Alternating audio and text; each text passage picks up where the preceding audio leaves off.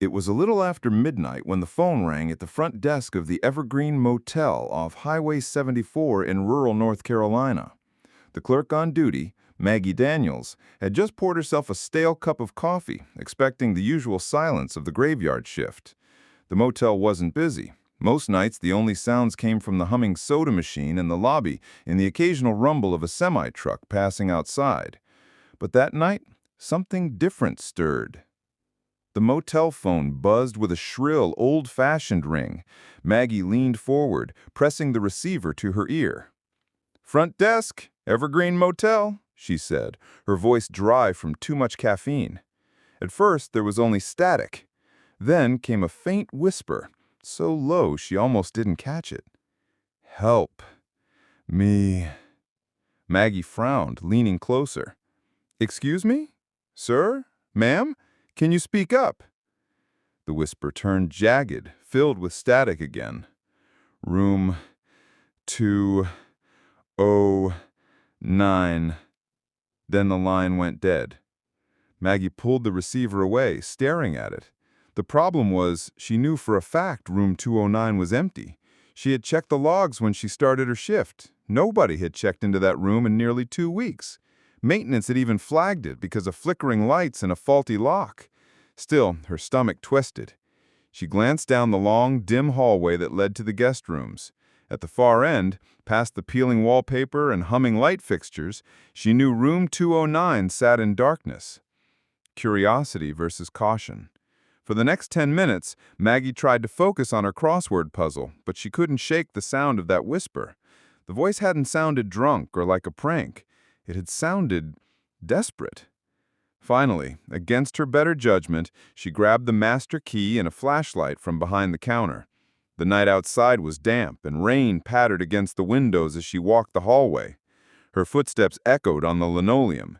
Each numbered door she passed felt heavier, the silence thicker. She stopped when she reached the tarnished numbers 209. The door looked the same as all the others, but the air around it was colder. Maggie could see her breath faintly, even though the hallway heater was running. "Hello?" she called softly. "This is the front desk. Someone called?" No response. She slid the key into the lock and twisted. The door creaked open. Inside room 209. Her flashlight beam cut through the dark. The room smelled of mildew and something sour, like old copper. The bed was neatly made, the TV off, curtains drawn tight. At first glance, it was just another empty room. Then Maggie noticed the phone. It sat on the nightstand, the receiver slightly off the hook. Its red message light blinked steadily. She stepped closer, her heart hammering. Against her better instincts, she pressed the Play Messages button. A distorted voice filled the room, the same she had heard earlier. "Please, it won't let me leave." There was a muffled thump, like someone being dragged, then silence. The recording ended. Maggie's skin prickled. Suddenly, the bathroom door creaked open a few inches. She froze, flashlight trembling in her hand. "Hello? Is someone in there?" she asked, forcing her voice to stay steady. No answer. The gap in the door was pitch black. Slowly, Maggie stepped forward, each breath shallow. She nudged the door wider with the flashlight. Nothing. The small bathroom was empty, except for the mirror. The mirror was wrong. Instead of reflecting her and the room behind her, it showed an entirely different scene. A version of the room where the wallpaper was peeling in jagged strips, the bedsheets were soaked in something dark, and the curtains shredded.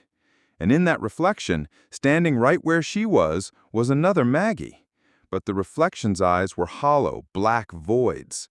Her double lifted a finger and pressed it to her lips. Shh. The bathroom light above her flickered violently. Maggie screamed, stumbling backward. The mirror cracked down the center, the reflection warping as if it had been sucked away. The phone on the nightstand rang again. The call. She jumped, heart racing, and picked up the receiver with shaking hands.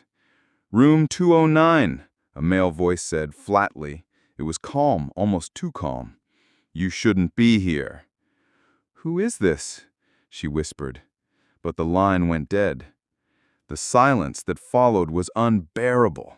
She bolted, slamming the door shut behind her and sprinting down the hall toward the front desk. When she reached safety, she collapsed in her chair, gasping for breath. The reveal. Trying to convince herself it had all been nerves, she opened the motel's old logbook. She flipped back 2 weeks, searching for the last guest who had stayed in room 209. Her blood ran cold when she saw the name, Daniel Harper. The same man who had gone missing on the highway last month. The case all over the local news. His family had begged for answers. Police had searched, but no leads turned up.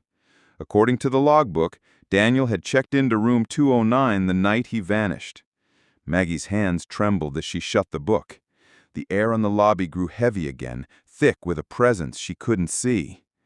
And then the lobby phone rang. She stared at it in horror. Slowly, she picked it up. Static filled her ear. Then Daniel Harper's broken whisper. "It's still in here.